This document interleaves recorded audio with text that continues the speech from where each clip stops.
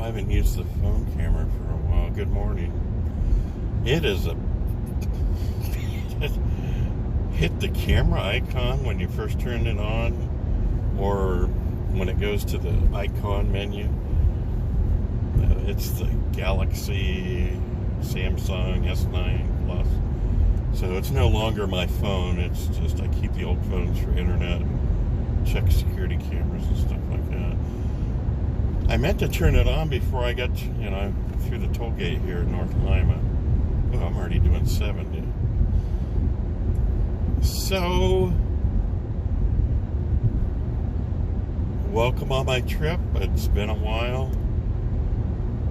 Really didn't feel like going anywhere. This is probably my first geriatric old man winter I've had.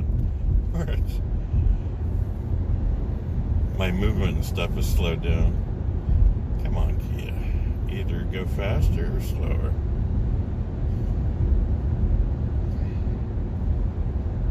No blinky either. Might be a hypermiler the way they use the whole entrance ramp. So yeah, I wanted to record through the toll gate there. Never had to slow down much. I think new Easy Pass. I was blaming West Virginia last September for weak transponder readers, and here there's batteries inside these things, and they got a hold of me and set my old one back, sent me a new one. I've been 11 and a half years or so. So there are batteries in there. It's not just energized by going through any other systems like the ones we had on the railroad in the 90s. So we charged 100%, which is rare these days. Did overnight. Wow, there's a rest area already. Look at that. So I've got my charge sheet printed out, and I just copy and paste stuff off of Better Route Planner and PlugShare. And I take what a Better Route Planner. I paid the $5 a couple days ago to do that. Copy their things in there, and then I just copy and paste to a Word document other chargers on the way to their recommended chargers after, just the major ones and stuff, and then I can change depending on how my consumption is. Well, I don't think we need to stop. So we left it at 100% battery, and the range was 247 miles. So we're down to 94% battery, 228 miles. We've gone 18.3 miles, according to the odometer. Oh man, I'm speeding. So electric car is just so smooth and quiet. Wow. This all looks new, too. Wow. Wow. Huh. I haven't even been around for a while. I don't remember this. So, from what I read on everything, it's 50 cents to get to the Ohio border. $25.50 to get to Breezewood in Pennsylvania. So it's $26. These things.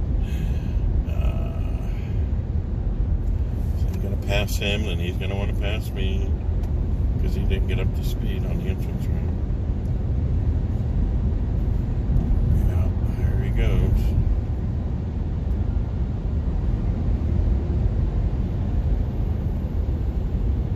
So I checked my consumption between Greenford and North Lima, and it was like 4.2. I was like, holy crap, that's not good.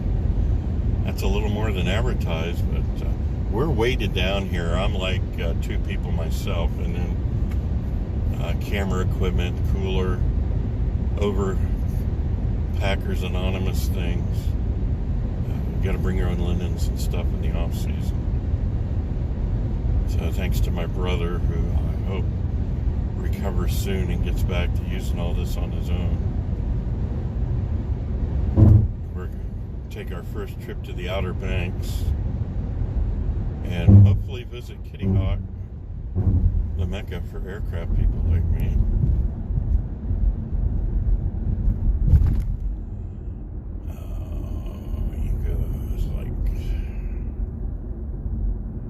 So I guess this is your payment to get out of Ohio.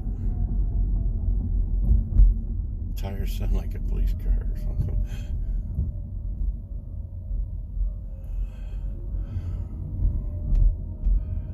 If I remember right, Pennsylvania's got the high-speed stuff even years ago, where you just drive in the left lane and don't stop.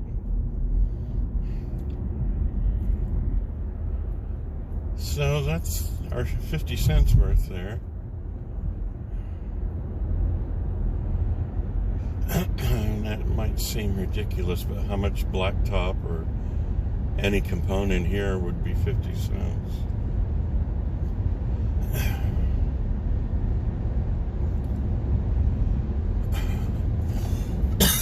Excuse me. I did bring my nebulizer and albuterol stuff. And I think I've got one or two of the pocket ones. I brought extra batteries in the camera bag this morning. So I gave all my coolers away. Somebody bought a cooler a little over a year ago on Facebook. And I should have kept one of those. So they had coolers for like $24 and change at Walmart. The traditional red, white, or blue and white, horizontal. And that would have been perfect. So I spent $20 more and got more of a vertical Coleman. That's pretty cool, and it's bigger than what I wanted. Still got the sticker on there. It's like 50 quart? Oh, 50 pop cans. It says 318 series. It's like 44 and change. It's actually too big. I don't have it full. So it's in the passenger side back seat, buckled in. And, of course, the bottom can come up and do some harm to this old guy if we get in an accident, I guess. Hopefully we'll pack better on the way home. Short notice and everything. So I did what my dad taught me.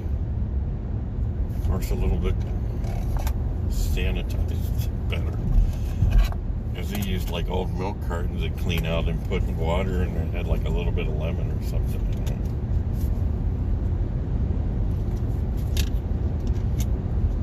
There's our first day.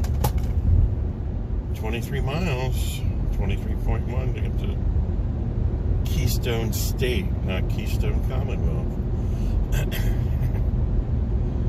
Wow, construction already. I better watch my speed.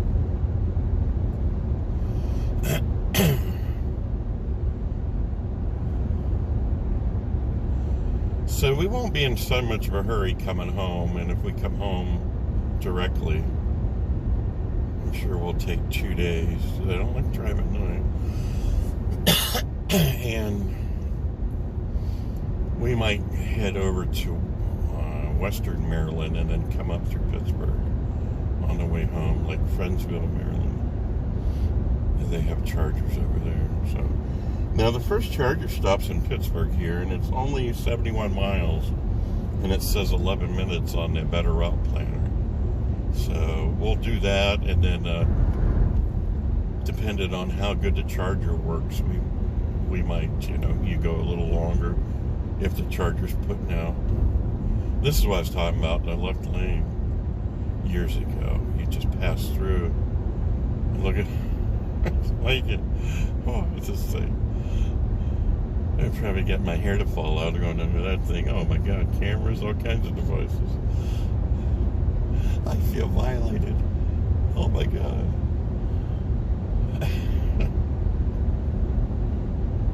Oh no, dude, no. There's nothing better on that side. Oh. Alright, it's 70. I'm old.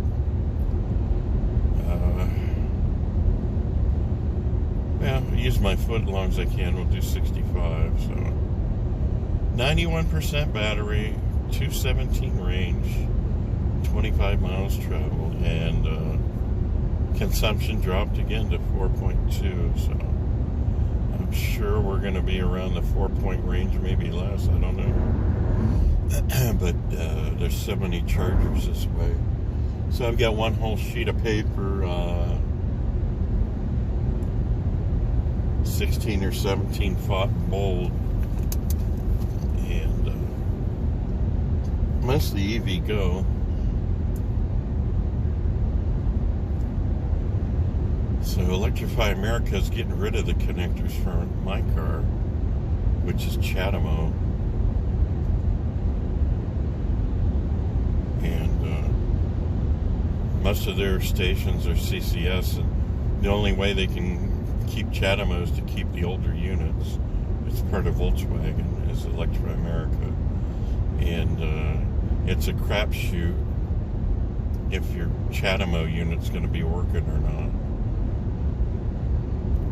So it still has a plug on the other side that's the CCS, which is seems like the adopted standard. It's a big ugly thing.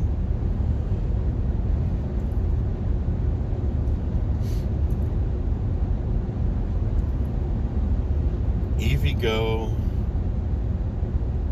the short units have Chatamo, CCS, and Tesla. Blink, Flow, ChargePoint are all still putting in chargers with Chatamo. So I have multiples more chargers available to me a year after I bought this used car. So the car's 2 years old.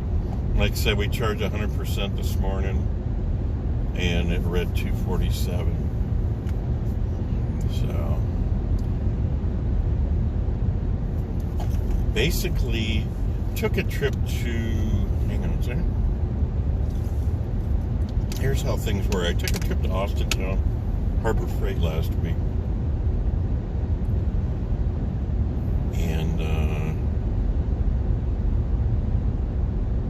I think a car was charged at 90% or whatever. And as I drove up Route 45 and then over on Mahoning, my miles traveled and the distance left reached 230 or a little bit more than 230 miles from doing the 2-lane roads and doing no more than 55, stopping and starting. It went up a bit. And then I decided Mahoning Avenue is just crap between North Jackson and Austintown, so I'm going to take Route 11, and I took that all the way to Route 46 in Columbiana. So my range went up. I don't know if it was 230. I should have wrote it down. I used to write it all down. But by the time I got off the freeway, my range I think had dropped to 218, but still charged only 90%, and the promised range of this is 226 when new. And then the range started going up again between Columbiana or Latonia and back to Salem again. So if you do 2-lane roads, it's going to do better than advertised. And depending on how fast you go on the freeway, I'm still trying to keep this at 65. I just hit 70 again.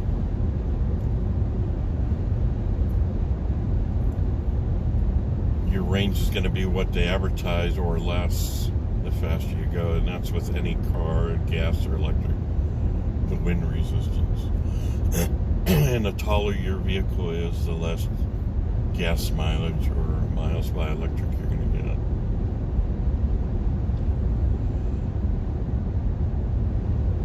So my dear brother had this place rented out. I had the heart trouble. He can't go, and he called me, and there's no way I could function that quick. So I was supposed to be available Saturday through Saturday, and I'm not going to get there till Monday. So I'm just driving till early afternoon. In fact, I need to slow down because I'm probably going to be there before check-in time in Virginia. And if I kept going, it's 14 hours on here with charging if all went well. And that would put me, well, it can't be done today anyway, but that would put me after 9 p.m. And I said, that might make it there before dark. But the other thing is, they come out and said the 86 miles of the eastbound lanes of the PA Turnpike are closed to remove a trailer from an accident that happened in January. And I'm like, couldn't somebody go out there and torch it in pieces and remove it? Why in the world would you close down a whole freeway? But then again, maybe that's why we're not having any traffic today. So it was supposed to be closed down from 11 to 6, I think, to remove one trailer from a construction zone. Somerset, Belford, Beaufort, something county. I think this side of Breezewood, Somerset. So I haven't been on here for traveled this distance since 2018, maybe. All right, I'm gonna let you guys go. Very quiet so far. Very nice out. I think everybody